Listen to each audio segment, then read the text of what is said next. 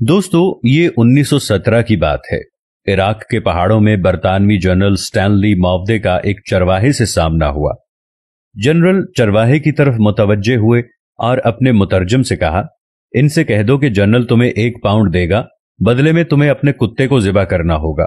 कुत्ता चरवाहे के लिए बहुत अहम होता है।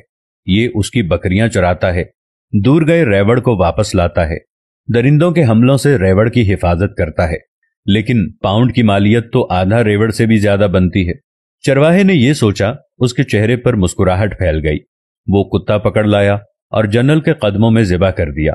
जनरल ने चरवाहे से कहा, अगर तुम इसकी खाल भी उतार दो तो मैं तुम्हें 1 और पाउंड देने को तैयार हूं। चरवाहे ने खुशी खुशी कुत्ते की खाल भी उतार दी। जनरल ने कहा, मैं मजीद 1 और पाउंड देने के लिए तैयार हूं, अगर तुम इसकी बोटियां भी बना दो। चरवाहे ने फौरी तौर पर यह ऑफर भी कबूल कर ली। जनरल चरवाहे को 3 पाउंड देकर चलता बना। जनरल चंद कदम आगे गया था कि उसे पीछे से चरवाहे की आवाज सुनाई दी। वो पीछे पीछे आ रहा था और कह रहा था, जनरल, अगर मैं कुत्ते का गोश्त खा लूं, आप मुझे 1 और पाउंड देंगे? जनरल ने इनकार में सर हिला दिया और बोला, मैं सिर्फ तुम्हारी नफ्सियात और औकात देखना चाहता था।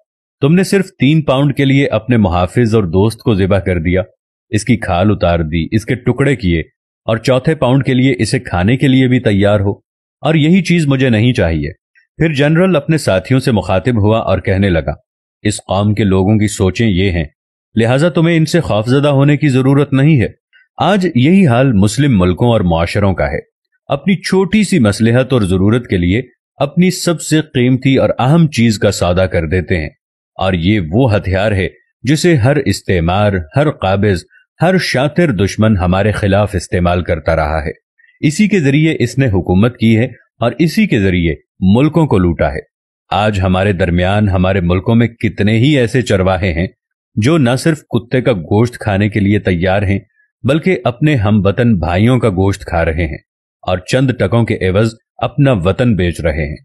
ये वाकया डॉक्टर अली अलवरदी की अरबी किताब लम्हातुल इज्तिमाइया मिन तारीखिल इराक से लिया गया है, लेकिन मौजूदा हालात पर बिल्कुल फिट बैठता है।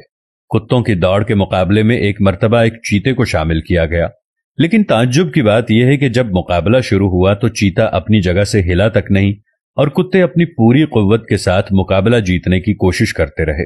चीता खामोशी से देखता रहा।